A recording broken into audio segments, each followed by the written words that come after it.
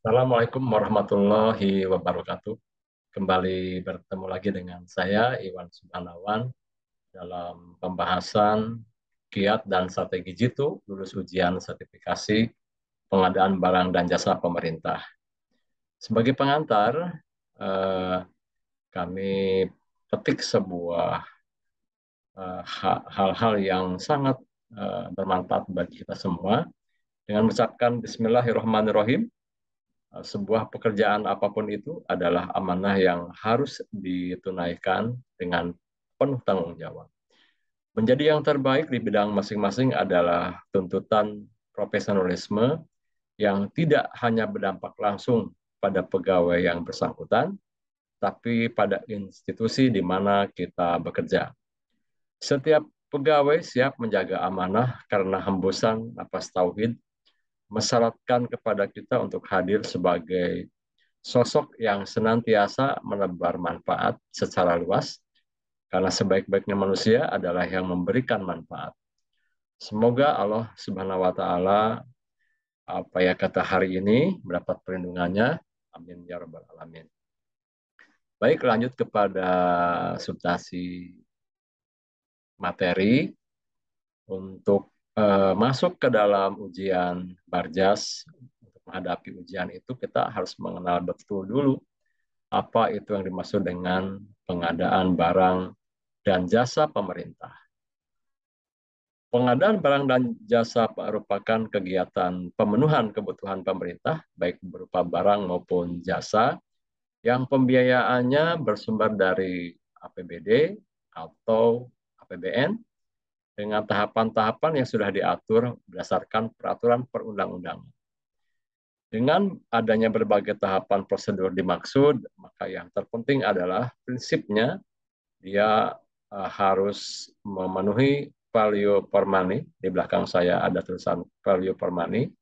Apa itu? Di situ barang yang dibeli harus memiliki kualitas nilai yang memadai dan harus di dalamnya mengikuti uh, unsur-unsur transparansi, akuntabel, kompetitif, dan bersaing, sehingga masa produk yang berkualitas. Kita lanjut Bapak Ibu, tema kita hari ini adalah bagaimana kiat-kiat untuk lolos pada pengadaan barang dan jasa sehingga kita mendapatkan sertifikasi tingkat dasar minimal. Sebelum ujian pengadaan barang dan jasa, ada baiknya kita mengenali dulu bagaimana sih model ujian pengadaan barang dan jasa tersebut. Dengan mengenali model ujian, diharapkan kita memiliki gambaran dan persiapan yang lebih matang saat menghadapi ujian.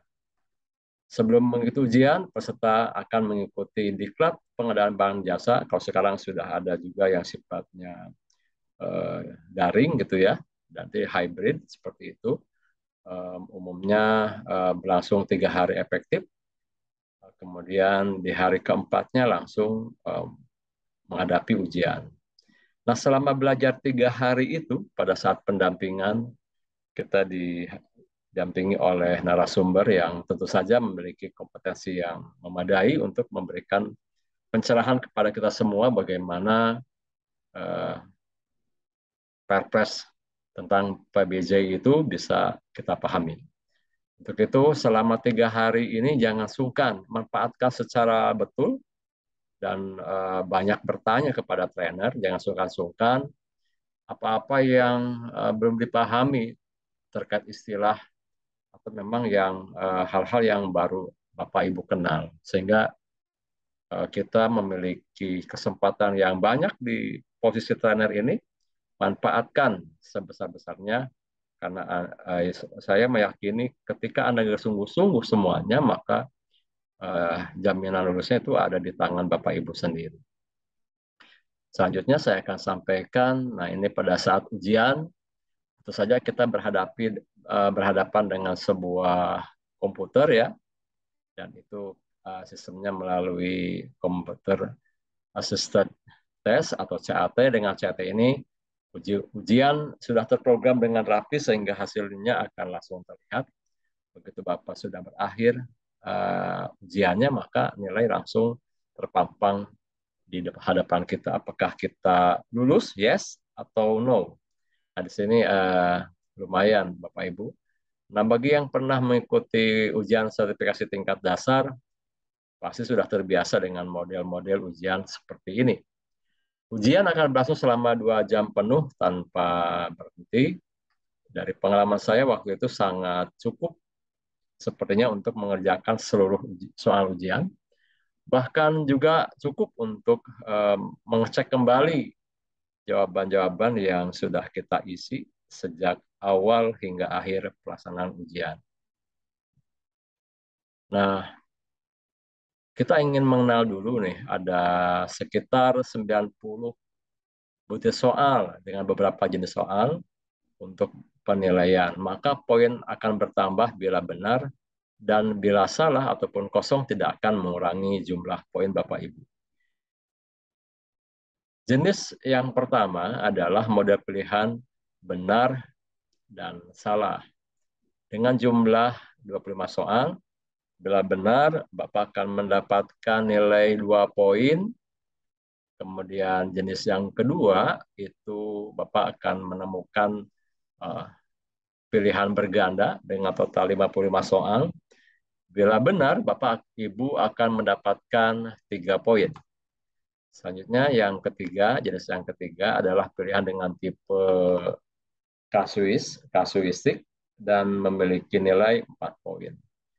Bila benar semua, maka nilai tertinggi yang Bapak Ibu bisa capai di kisaran 200, nih sini ada di kisaran 255 untuk urusan nilai minimal itu diperlukan adalah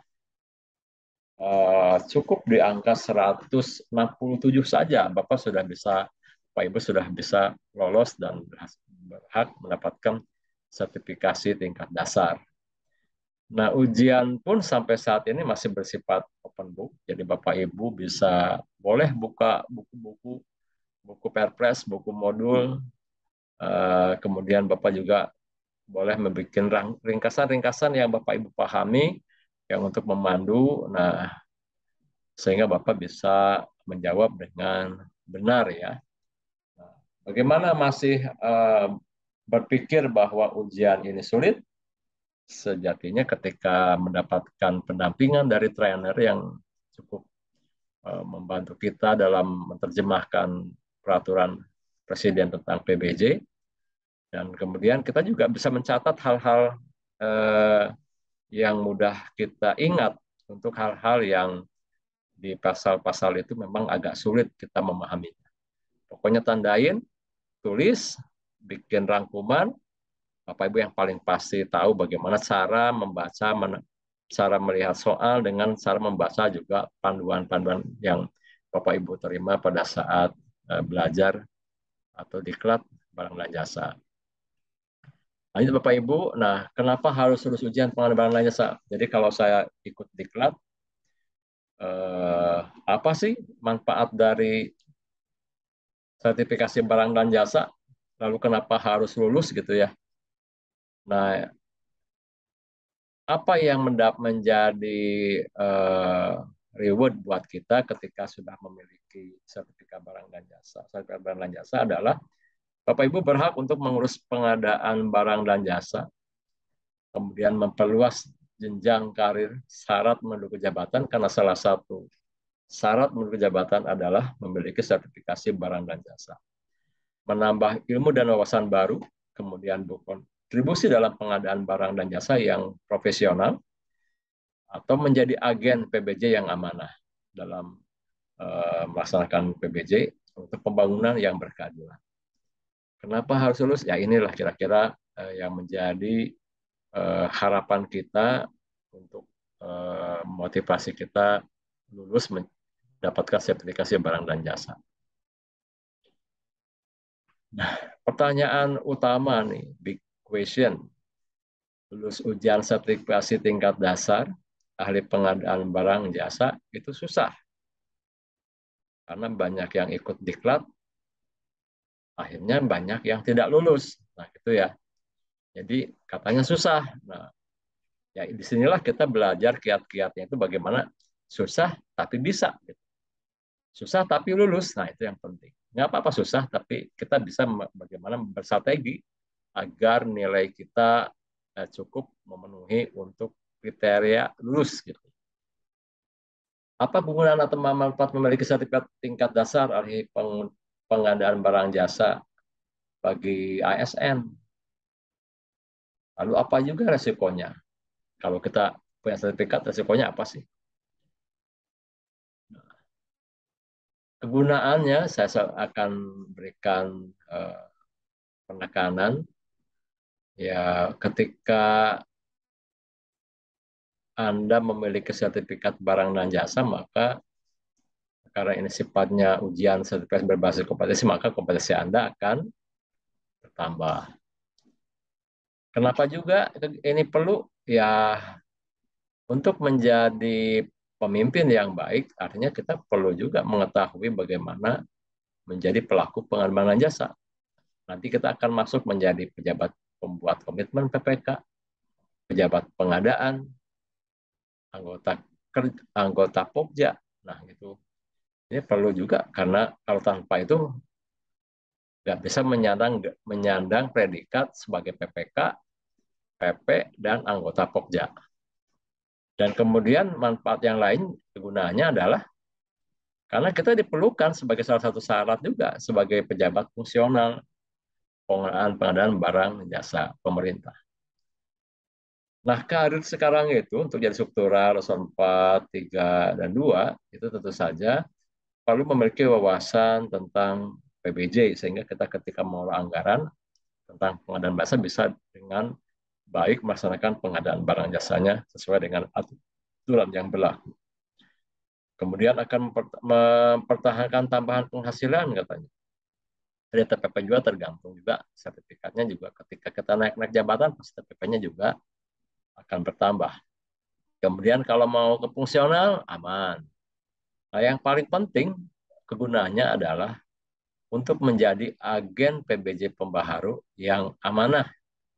Nah, ini ya untuk mencegah terjadinya fraud dan KKN di kemudian hari. Lanjut. Nah, sekarang masuk ke syarat ujian tingkat dasar. Nah, ini Bapak Ibu di zaman now ini bisa dilaksanakan mengikuti dengan pola blended learning. Kemudian kita cukup sebetulnya lulus itu dengan nilai di angka 167 untuk dari total nilai 255. Sebenarnya Bapak di sini saja nih di 167 udah lolos lah gitu ya. Jadi jangan nyari-nyari pengen tinggi, yang penting lulus ya. Karena sertifikat itu cukup dengan 167 saja Bapak Ibu sudah berhasil mendapatkan sertifikat barang dan jasa.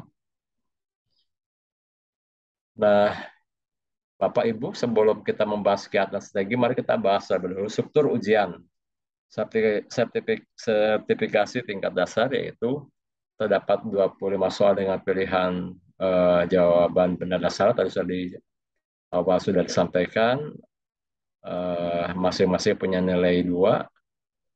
Maka kalau Bapak benar semua dari 25, maka akan mendapatkan poin di 50 poin. Nilainya 50. Nah, terdapat 55 soal dengan pilihan berganda, masing-masing memiliki nilai 3 per soal. Maka kalau Bapak Ibu betul di segmen ini, bisa mendapatkan 165. Nah, di jenis yang berikutnya ada 10 soal yang tipenya tipe kasuistik. Ya, Bapak Ibu harus dihadapkan pada soal-soal yang memang di sini perlu logika, perlu aturan. Nah, bagaimana memaknai soal-soal yang kasuistik itu masing-masingnya punya bernilai 4 nih, poinnya 4 per soal. Kalau betul semua, maka kita punya nilai 40. Total 3 segmen ini kalau benar, maka ada 255. Sedangkan presiden kita yang lulus adalah cukup dengan 167 tadi yang ini. Nah, 67 ya. Maka Bapak bisa memilih di sini mau berapa yang ingin didapat di segmen yang pertama jenis soal yang benar atau salah, kemudian di pilihan bergala mau dapat berapa yang poinnya 3. Nah, kalau saya mengerjakannya dari yang susah sini nih, yang kasus dulu dikerjakan, baru mundur ke yang tipe kedua, baru ke yang tipe yang ke-1. Itu untuk mensiasati bagaimana memulai dari yang susah ke lebih yang mudah, maka akan menjadi ringan pekerjaan kita kalau diselesaikan dulu yang kasus. Kalau dibalik dari yang mudah-mudah-mudah, naik ke agak sedang, kemudian yang berat. Kalau saya dibalik berat dulu, baru yang tengah-tengah ini yang sedang, baru yang mudah. Itu yang saya lakukan, pengalaman saya sehingga bisa sekaligus lolos pada saat ikut ujian PBJ ini. Alhamdulillah. Lanjut, nah, kiat tuh. Nah, ini nih pertanyaan orang Sunda. Kiat itu kan naon? Kiat itu adalah kiat. Kiat tuh.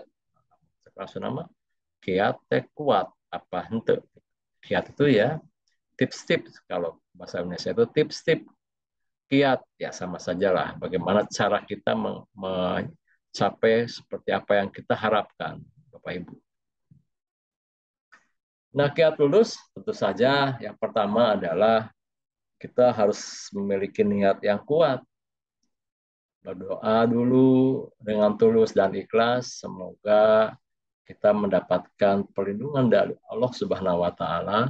Semua langkah kita harus lurus niatnya bahwa kita ingin menjadi agen PBJ yang pembaharu, yang memiliki amanah yang baik sehingga kita mengurangi masalah fraud karena di PBJ ini lumayan resikonya ya, dan kita harus membantu unit kerja yang tangguh dalam menghadirkan barang dan jasa modal yang betul yang akan digunakan untuk pelayanan kita kepada masyarakat.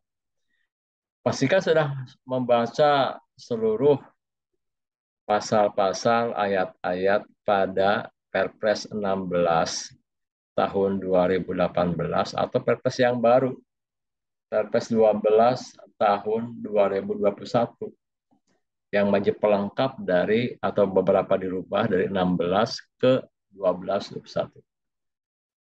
Bukan menghafal, tetapi Bapak Ibu membaca, meneliti, mencermati. Pastikan Bapak Ibu sudah membaca keseluruhan Perpres ya, dari halaman depan, pasal demi pasal, ayat demi ayat, tanpa ada yang terlewat. Nah, ini penting agar kita mengetahui garis besar PBJ itu seperti apa sih. Kan Anda mengenali betul duduk pasal-pasal ayat-ayatnya kaitan dengan seluruh aspek yang diatur dalam proses pengadaan barang dan jasa. Metodenya cukup membaca cepat sebetulnya. Mengembangkan metode ini, kita nggak harus menghafal, tapi bagaimana membaca cepat, tahu di mana lembar-lembarnya, mengembangkan metode belajar efektif menggunakan otak kanan. Otak kanan yang Bapak Ibu pakai, jangan otak kiri. Kalau otak kiri kayak matematik gitu ya, menghitung, menganalisis. Kalau otak kanan yang jalan, kita menganalogan, membuat imajinasi apa yang Bapak Ibu sukai, kesenangan Bapak Ibu di mana, maka letakkan pasal dan ayat itu ada di posisi itu. Itu ya. Jadi carilah Bapak Ibu yang belajar yang menyenangkan. Kalau kata Mas Menteri Pendidikan itu merdeka belajar. Ya, kita juga merdeka memiliki kekuatan untuk berselancar dalam buku Perpres itu, lalu bikin titik-titik clue-clue yang Bapak Ibu gampang ingat. Dan tinggal baca nanti Bapak Ibu ya. Soalnya seperti apa, baca aja pasalnya yang cocok, yang relevan dengan apa yang ditanya. Ada yang pas betul sebagai textbook apa yang ada di Perpres, itu ada yang di pertanyaan juga di jawabannya. Jadi copy paste dan kata-katanya harus persis apa yang ada di dalam Perpres, dalam pasal-pasal dan ayat-ayat. Nah, kemudian Bapak Ibu kan mendapatkan modul ya pada saat pelatihan, baik itu yang offline maupun yang online atau blended learning. Kita kiat ini ampuh nih kalau saya alami ya. Jadi praktekkan nih. Baca modul sampai habis, amalkan. Nah, setelah membaca ikro, Bapak amalkan. Ikro lagi, pahami, amalkan. Ikro lagi, baca lagi. Kemudian Bapak pahami, lalu kerjakan dan laksanakan. Buat rangkuman yang menarik dan mudah dimengerti. Bikin rangkuman-rangkuman yang enak dipandang. Kalau bikin visual, kalau infografis, Bapak Ibu bisa dengan mudah membuat logo-logo apa ya. Terserah lah Ibu-Ibu dalam waktu yang pendek 3 hari ini bisa memanfaatkan modul yang Bapak Ibu terima juga. Nah ini bikin modul yang PBJ itu kan tebal-tebal tuh seperti skripsi. Nah, kemudian ada 9 modul yang dipelajari ya dari PPS itu turunkan menjadi 9 modul. Silakan Bapak Ibu cermati baca dengan seksama, hafalkan, jangan dihafalkan, kata dipahami saja lah gitu ya. Bapak Ibu bisa baca cepat lah di sini. Saya yakin ibu-ibu yang Bapak Ibu yang sudah niat betul mah pasti akan diberikan jalan oleh Allah untuk mempermudahkan kita semua.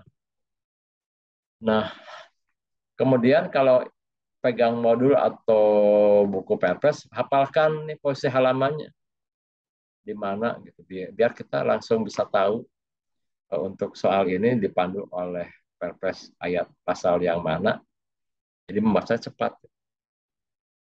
Membaca cepat. Ini soalnya begini, berarti Bapak harus segera melakukan searching dalam bentuk manual itu bisa dilihat modul-modulnya apa, pasal-pasalnya yang berkenaan dengan soal. Kemudian kita harus mengecek kembali nih setiap soal yang sudah kita isi, cek lagi nih apakah sudah yakin benar gitu ya. Kan ada suka ragu-ragu.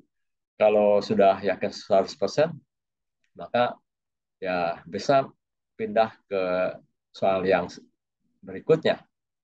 Nah ini di situ juga banyak soal-soal yang menjebak nih. Kalau soal yang saklek itu ikuti aja apa yang ada di Perpres. Jadi jangan sampai salah baca Perpresnya. Kata-katanya itu mirip, tinggal plek aja apa yang tertuang di Perpres itulah yang ditanya, yang menjadi jawaban dari yang tepat dari soal CAT PBJ ini. Nah, jangan terjebak baca soal lebih teliti. Misalkan bila ada pengadaan bernilai sama dengan 200 juta dan maka metode pengadaan yang efektif digunakan adalah ini contoh soalnya nih. Bagaimana apakah jawabannya lelang sederhana atau penunjukan langsung? Hanya modul saja yang bisa menjawab keraguan kita. Lalu baca lagi pasal-pasalnya yang ada dan ayat-ayatnya yang menyatakan metode yang tepat untuk pengadaan senilai 2 juta itu mana gitu. Jadi pastikan kembali untuk mengecek setiap jawaban dengan modul meskipun kita sudah yakin dengan jawaban. Jadi waktunya sebetulnya ada. Kalau Bapak bisa memanajemen waktu antara soal yang tadi dan bagaimana cara-cara kita membuka jawabannya, mencari jawabannya yang tepat dengan cara-cara yang tepat juga. Jadi kalau niron Bapak Ibu yang nironnya yang pas gitu ya. Metode nironnya juga harus betul-betul Bapak Ibu bisa bayangkan lah bagaimana cara meniron yang efektif. Berikutnya, nah kemudian ketika memiliki waktu, Bapak harus kembali memanfaatkan waktu yang tersisa ini untuk mengecek jawabannya, gitu ya. Berdasarkan pengalaman saya kemarin waktu ikut, ya kemarin-kemarin waktu ikut ujian dan pelatihan Bintek PBJ ini, setidaknya masih dimiliki sisa waktu sekitar 20 menit sebelum ujian benar-benar berakhir. Nah, manfaatkan waktu ini untuk memeriksa seluruh jawaban dari awal hingga akhir, Bapak Ibu, yang ditulis di sini. Tidak perlu terpengaruh dengan mereka yang sudah dulu keluar ujian. Belum tentu juga mereka lulus. Ini ada kata wow. Karena begitu lihat nilai di komputer, itu ada yang raut mukanya, ada yang hore gitu ya. Ada yang langsung gitu, keluar dengan wajah yang sendu gitu ya karena berharap ingin lulus, tetapi tidak lulus gitu. Jadi jangan terjebak melihat teman-teman yang duluan eh, sudah keluar gitu ya. Tapi perhatikan betul nih Pak, manfaatkan sekali waktu luang ini untuk mengecek apa yang Bapak Ibu sudah eh, jawab dan yakini jawabannya tepat. Nah, untuk persiapan Bapak Ibu jaga kesehatan tubuh, jangan begadang ya. Jangan begadang hingga larut malam apalagi tidak tidur. Belajar secukupnya, fokus untuk dan juga eh, siapkan modul tadi ya untuk tempat teman kita bertanya. Ini kalau kita di bulan Ramadan ya, ya kita ikro baca. Kalau kita membaca Perpres dalam rangka ingin menjadi pelaksana PBJ yang transparan dan amanah, maka ikro kita membaca Perpres juga akan mendapat pahala. Insya Allah, amin ya robbal alamin. Nah, tadi kiat, sekarang strateginya seperti apa? Ada kiat dan strategi. Nah, ini Pak, masing-masing Bapak Ibu perlu sikap percaya diri. Percaya itu kalau Bapak Ibu sudah membaca dengan penuh, sudah pasal-pasal bukan dihafal, tapi sudah dibaca aja dulu. Jadi tahu di mana letak-letak ketika nanti ada pertanyaan, wah adanya di halaman anu. Itu aja cukup Bapak Ibu. Kemudian berlatihlah, akan sudah ada soal-soal tuh ya, waktu di latihan, ada waktu di Bintek juga kan diberikan soal-soal.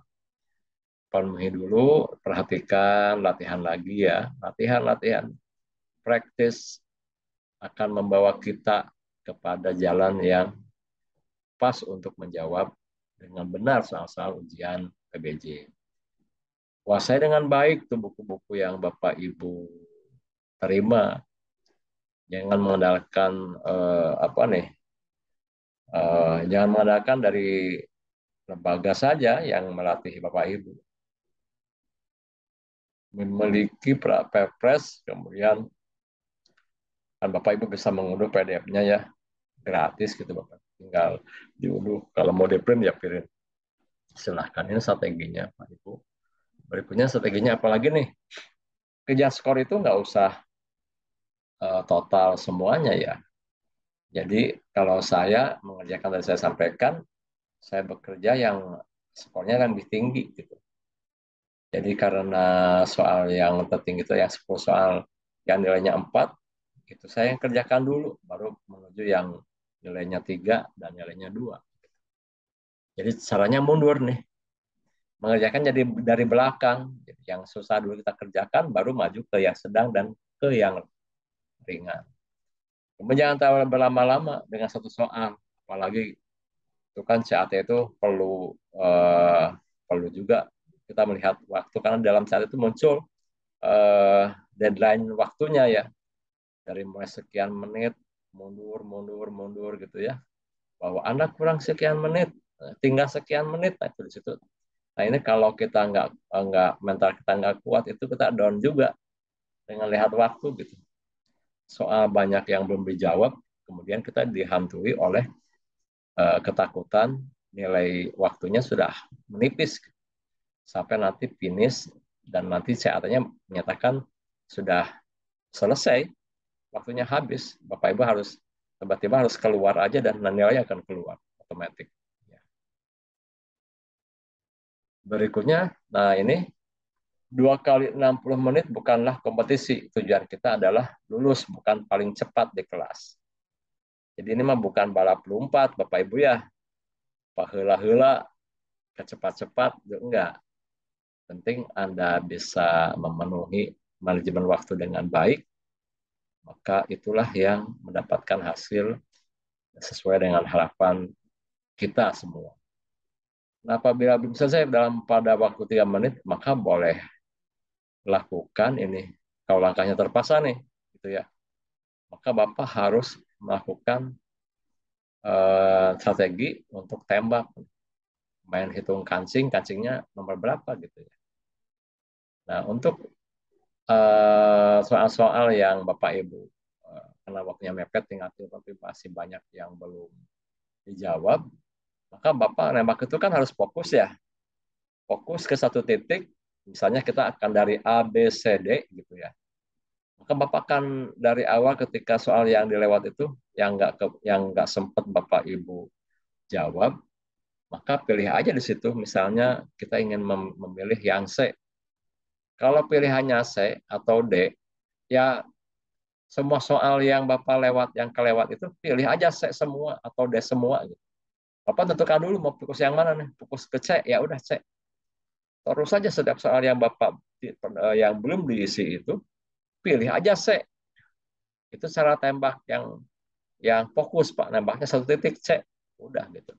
Nanti serahkan karena nilai bisa saja dia yang nanti ditaruh di D atau di A atau di B. Tapi ketika kita ingin menentukan satu titik, ya udah fokus aja nembaknya. Kecuali Bapak nembaknya kalau memang ada appeal ke B gitu. Ini kayaknya yang B yang paling benar. Silahkan. Judgment-nya ada di Bapak Ibu sendiri. Nah, ini mempelajari dengan belajar dengan sungguh-sungguh. Di sini banyak blog-blog tentang BPBJ ya, yang rekomendasi yang bagus gitu ya. Silahkan Bapak Ibu pelajari dengan baik dan penuhi kita dengan ilmu karena ketika kita mau perangnya PBJ maka amunisi kitanya harus apa nih? Maka amunisinya harus A, B, C, D tadi yang sudah saya sampaikan di depan kiat dan strategi bagaimana lulus mendapatkan sertifikasi barang dan jasa. Nah, ini rajin Pak melakukan latihan Bapak Ibu ya, rajin pokoknya nama hebatnya Beckham dia menjadi pemain hebat atau Ronaldo misalnya atau siapa Messi atau di kita mah siapa Evan Dimas atau di Persib misalnya Febri. Dia akan menjadi pemain hebat kalau dia menambah jadwal latihannya secara mandiri. Jadi kalau orang lain sudah pada pulang ke rumah, Beckham itu ceritanya dia nggak pulang gitu. Terus aja melatih tendangannya dari berbagai sudut tendangan dengan gaya tendangan yang berbeda. Kemudian hasilnya diyakini dan fokus kepada satu titik adalah gol, maka itu eh, kita akan sudah tahu dari sejarahnya bahwa pemain-pemain hebat itu memang karena praktisnya. Bagaimana Ronaldo menjadi besar, dan bagaimana Beckham menjadi besar, ya karena praktisnya tadi. Nah, saya sampaikan juga linknya di sini, Bapak Ibu. Bapak bisa klik link di sini, itu ada contoh soal yang bisa Bapak Ibu jawab, dan nanti akan keluar nilainya berapa gitu ya. Untuk memudah bagi latihan, ini juga saya kasihkan link latihannya. Soal di link ini belum tentu keluar di nanti pada saat ujian, namun pola-polanya mirip-mirip karena setiap ujian itu soal akan berubah gitu ya, baik itu dari narasi, kata kalimat dan sebagainya. Tapi intinya sama, dia mengadaptasi apa yang ada di Perpres PBJ. Lanjut Bapak Ibu, tinggal 5 slide lagi ini. Jadi teman-teman yang mau mengikuti sertifikasi ahli PBJ tingkat dasar sebenarnya memiliki waktu yang cukup banyak dan lebih besar peluang untuk lulus dengan mengikuti kiat dan strategi yang tadi saya sampaikan di awal, maka cukup 167 aja Bapak Ibu sudah bisa mendapatkan sertifikasi ahli PBJ ini. Permasalahannya adalah kurangnya manajemen waktu nih Pak Ibu ya. Bagaimana manajemen waktu kita belajar ataupun kita manajemen waktu pada saat mengerjakan atau menjawab soal. Kesulitan mengelola emosi. Nah ini Pak, kadang-kadang baru mau masuk ruangan ujian saja sudah stres Bapak Ibu. Kemudian berserwe haben ya ngompol gitu ya, keluar masuk. Tadi enggak gini sekarang jadi begini, pengen pengen ke belakang terus. Dan ini juga karena secara emosi mungkin lelah belajar selama 3 hari, kemudian begadang tadi ya, Bapak Ibu membuat rangkuman gitu ya, itu sampai kita emosi kita tidak terjaga dengan baik. Kemudian kita tidak menguasai buku yang menjadi pegangan. Ini hal-hal yang harus kita hindari dalam persiapan kita menuju ujian sehingga lolos gitu ya, Bapak Ibu.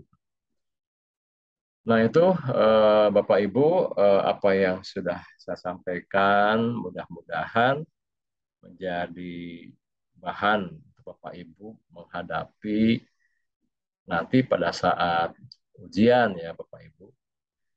Dan mudah-mudahan materi ini bisa memandu Bapak Ibu untuk mendapatkan sertifikat barang dan jasa. Nah ini terakhir Bapak Ibu menghadapi ujian sertifikasi ahli tingkat dasar itu sulit-sulit gampang dengan sedikit persiapan, tapi kita harus lebih cerdik atau cerdas dan matang. Semoga Bapak Ibu bisa melewatinya dengan hasil yang memuaskan. Seperti itu mungkin yang bisa kami sampaikan Bapak Ibu, kiat dan strategi yang saya sampaikan tadi. Mudah-mudahan Bapak Ibu bisa mempraktekkan, ya kita mempraktekkan dengan baik apa yang sudah menjadi harapan Bapak Ibu nanti. Insya Allah Bapak Ibu, Allah akan merestui kita dan hasilnya nanti begitu masuk di akhir gitu ya, begitu kita lihat setelah masuk ruangan ujian, melaksanakan ujian dengan kiat dan strategi yang tadi, maka insya Allah Bapak Ibu berhasil lulus. Saya mau doakan Bapak Ibu ya, amin ya Allah, amin. Sepanjang kita punya niat yang terus ikhlas tadi di depan, belajar dengan baik, manfaatkan posisi waktu sedang diklat, membaca, menyiapkan modul untuk barang bahan-bahan yang nanti akan kita baca pada saat ujian. Mudah-mudahan Bapak Ibu sudah pas betul nanti dan tidak ada lagi yang nilainya zong, Anda tidak lulus gitu ya. Tapi Anda lulus, berhasil, alhamdulillah. Sekian Bapak Ibu, ini referensi yang saya ambil untuk menyampaikan materi yang tadi. Demikian, saya tutup dengan mengucapkan permohonan maaf yang sebesar-besarnya. Mohon maaf bila dalam penyampaiannya ada hal-hal yang kurang berkenan kepada Bapak Ibu semua. Mohon dimaafkan sekali lagi. Maka saya akan tutup dengan mengucapkan Alhamdulillahirabbil alamin. Demikian, billahi taufiq wal hidayah. Wassalamualaikum warahmatullahi wabarakatuh.